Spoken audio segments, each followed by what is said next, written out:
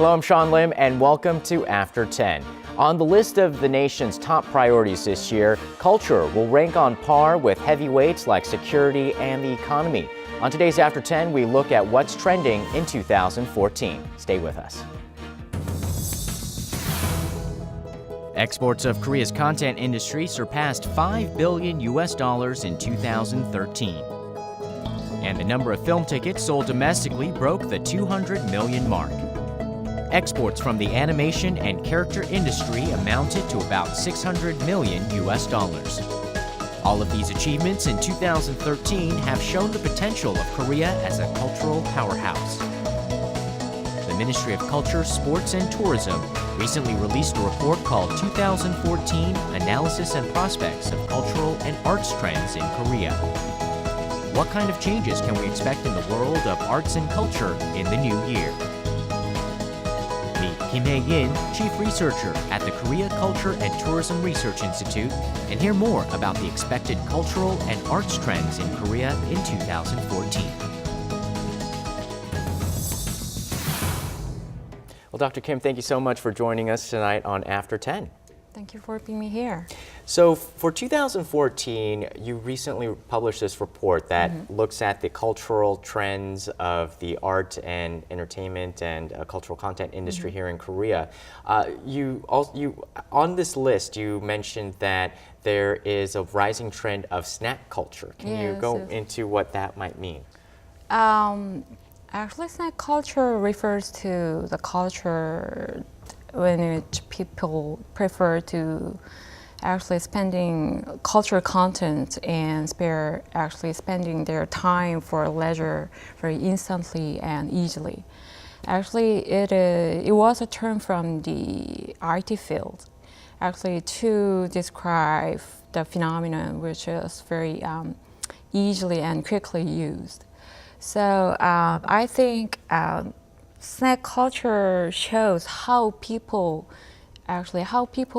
use cultural content and their time for cultural experiences in these times with smartphones. Like people actually watch smart web dramas less than 10 minutes with their smartphone in everyday lives, like in the subway chairs, those kind of times. And they prefer to actually see the web fictions with their phones. And they prefer to do day camping rather than the very long camping in the weekend times, those kind of things. So they prefer to spare less time and less money for the culture and the leisure time. Those kind of things is the snack culture. So in the 2014 report, the snack culture was number one on the list. What was number one last year? What has changed in 1 year here in Korea? Actually, last year was healing. You remember? Actually, last year was healing was kind of very popular keyword, and this year is kind of simplicity and convenience is kind of keyword in this year's keyword in actually the trend issue in culture and art. So snack culture shows the simplicity, actually the tendency toward the simplicity and convenience. So snack culture is kind of people's tendency toward simple life with less time and less money and less effort, those kind of things. So what's the biggest difference in this year's report compared to last year's? Actually, last year, all over the society, the keyword of all over the society was uncertainty. So actually, the society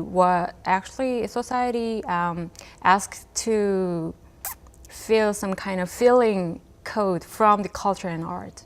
And this year, actually, people want to consume and enjoy culture and art more easily, simply, and conveniently.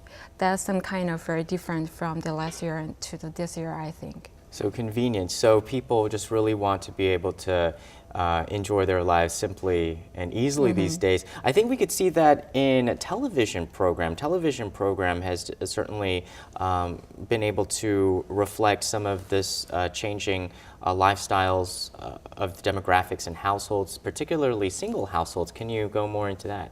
Actually, the number of single households is very dramatically actually increased in Korea. So actually, these kind of very dramatically increasing number of single households shows some kind of widespread of individualism and personalization in Korea.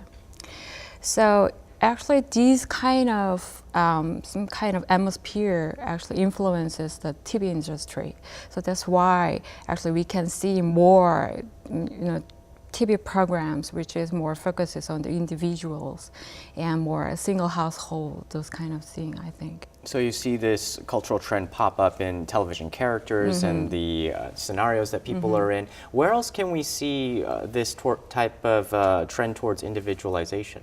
Actually, especially TV is more strongest influence, reflection of those kind of phenomena. And I think more actually the books and more, web content actually reflect those kind of phenomena. For instance, there's many books who introduce more, cooking ways for a single household, and or the lifestyle or the interior design ways for the single household. Those kind of things come to the very bestseller in these days. So it shows single households come to some kind of emerging new emerging consumer in a consuming market. So what about traditional art forms like the opera or theater or symphonies? Are they going to suffer this year? I think actually the traditional art form is always very, have some kind of, the classical and very, the fixed viewers, fixed audiences for them. And they actually don't follow the lifestyles very rapidly like a TV or the more, creative industry market, those kind of thing.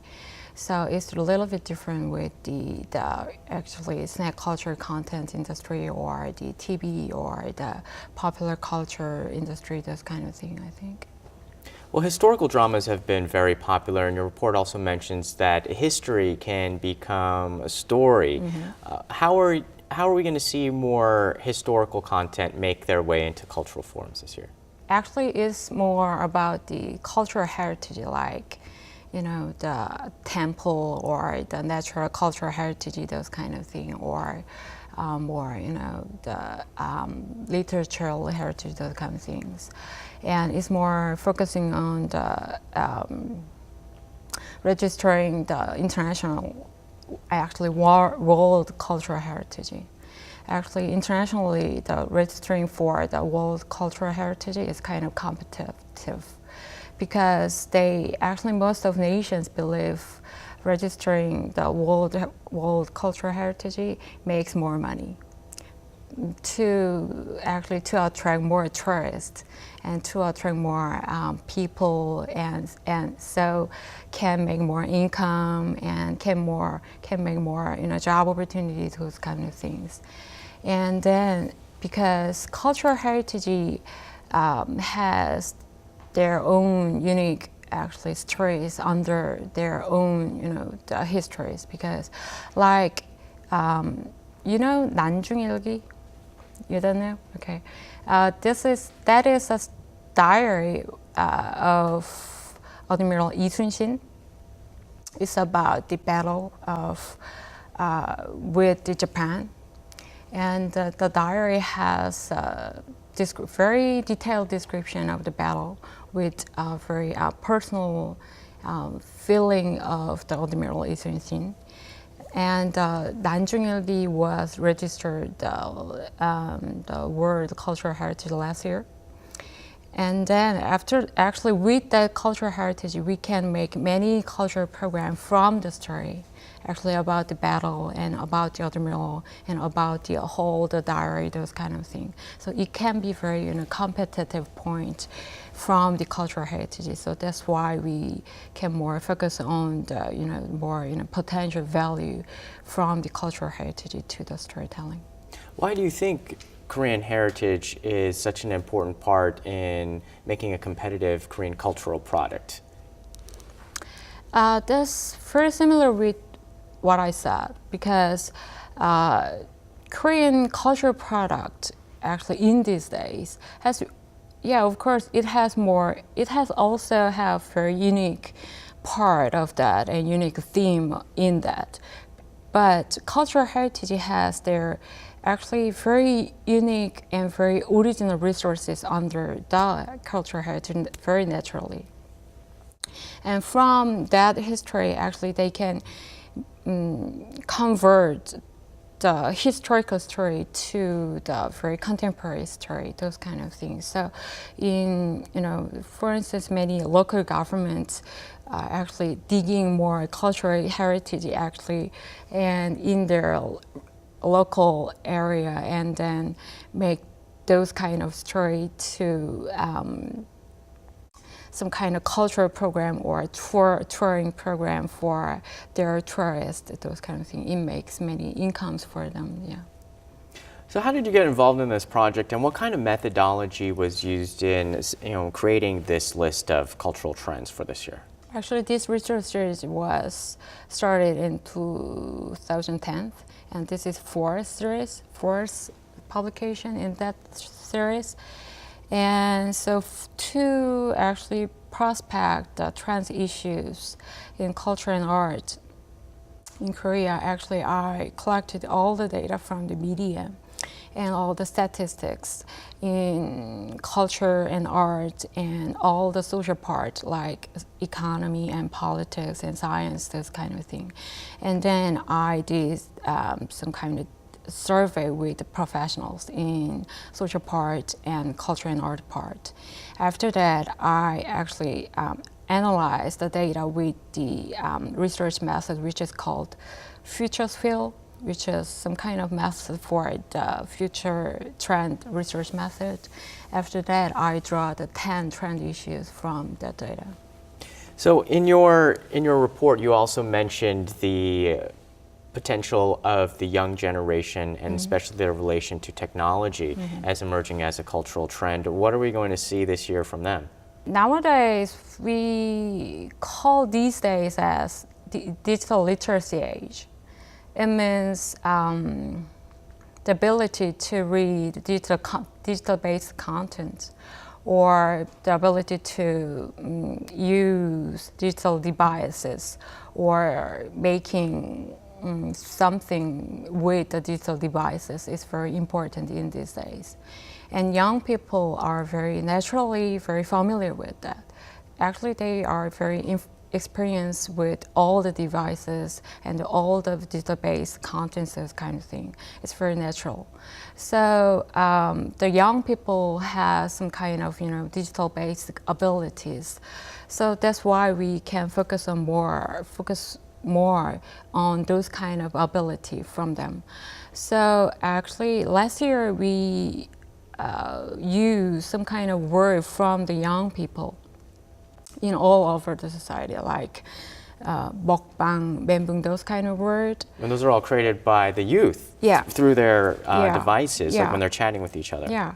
Previously, actually, those kind of words in young people was only for the young people, but we use those kind of words for us. So this kind of changing. So I think these kind of change will be more. Cultural enrichment, one of the 4 key strategies of the Park administration, is about to enter a new phase in 2014. 문화야말로 정말 우리가 가지고 있는 가장 소중한 자산이고 또 우리 나라의 자존심이기도 합니다. 그리고 또 문화는 우리가 세계인들과 함께 호흡하고 또 어떻게 보면 하나가 될 수 있는 그런 가장 좋은 방법이기도 합니다. 그래서 제가 대통령에 취임하면서 문화 융성을 4대 국정 기조의 하나로 택했고 또 지난 1년간 그 토대를 만들기 위해서 노력을 해왔습니다. 지난해에 이렇게 마련한 이런 것을 토대로 해서 이제 국민과 예술인들이 더 체감할 수 있는 그런 다양한 정책과 사업들을 시행을 하려고 합니다. How has cultural enrichment overall been part of the key strategy for the Park Geun-hye administration, and how are we going to see that play out in 2014? After Park Geun-hye government started, actually cultural enrichment comes to the key strategy as a government, like you said. And with the term, actually, culture and art fields has some kind of, have some many hope with that term. Because the stresses on the culture by a nation means help people to perceive the value of culture or the power of culture more. So actually with that term, actually the company's financial support or the personal support or indirect support toward the culture and art was increasing. And also many convergence projects between art and other parts are promoted. So I think it's some kind of very positive effect from the emphasis on the cultural, by the cultural enrichment, I think. And it will be very enhanced, I think, in this government. So we talk a lot about the creative economy. Do you think society has yet understood fully what this means? It's really hard to understand, even for me. But as I understood, creative industry is kind of paradigm shift from the industry economy to the creative industry, creative economy. It means creative ideas come to more important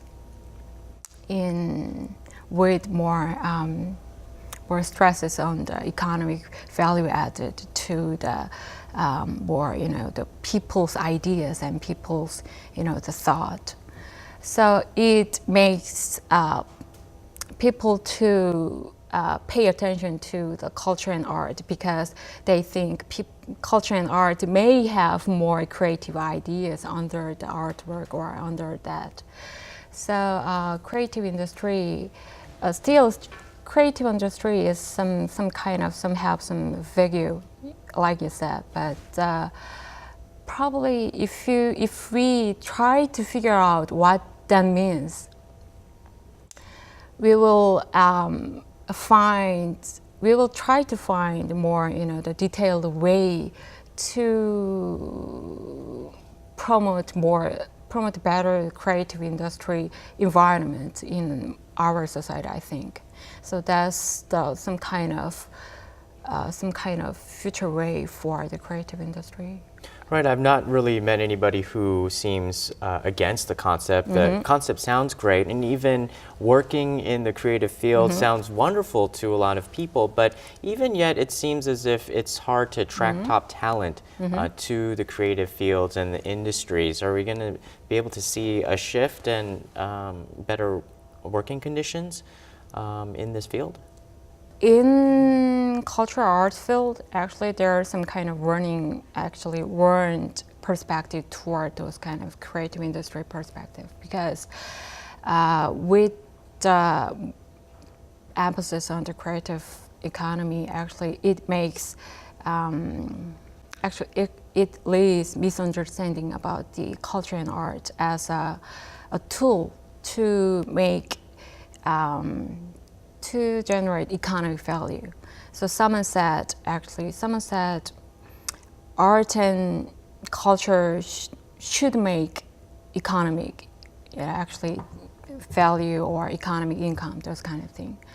And in the culture and art field, it may lead very wrong conception about culture and art and something. So it make culture and art to use some kind of sub-resources to make some kind of little the wrapping, beautiful wrapping for the the general product, those kind of things. So you also mentioned promoting the one-man business structure as part of this new cultural enrichment and creative economy trend. Are we going to see a lot more of this? Is this a viable business model? In culture and art field, finding a job position is really hard because In this field, actually, there's many people who are very well educated and who is very fascinated and those kind of things. But the finding good position and finding finding good institution is really hard. But most of them have very good ideas and very creative ideas. So if young people have creative ideas and who want to do what they want to do, actually they prefer to do those kind of one man running business model. And especially in the information-based service area, yeah, it's more popular. So for example, if somebody wanted to be a one-man publishing house or one-woman publishing house, there's nothing really to stop them these days because the technology is there for them? Still, it has some kind of limitation. They can publish a book, but they still have some kind of difficulty to sell it or to distribute those kind of things rather than big companies. So that's why they account for around 70% of publishing entities in service, but total sales income is very low. So that's kind of the reason. But governments trying to support them actually. So government started some kind of supporting system for the one-man business model, like to financial support and promote and providing some marketing services, that kind of thing. So I think it will help. So aside from this report, what else do you do to promote Korean culture? Actually, this year, this trend research series, this year's fifth series. So I'm planning to do a little bit different research, which is about more, actually from now, I did more, micro trend issues, which is more focused on the 1 year trend issues. But this year I'm planning to focus on more, the big mega trend issues, which is more consistency of micro trend issues. So I will trace all the micro trend issues which I actually commented, and I will track the consistency and the changes of each of them, and I will analyze all the changes, and I will evaluate the possibility as the mega trend issues. So that's my plan for this year. Great. Well, we look forward to seeing the results of it perhaps next year. Thank you so much for joining us tonight. Thank you for. And that does it for us tonight on After 10. Starting this week, After 10 comes to you twice a week on Thursdays and Fridays. Thanks for joining us. We'll see you next time.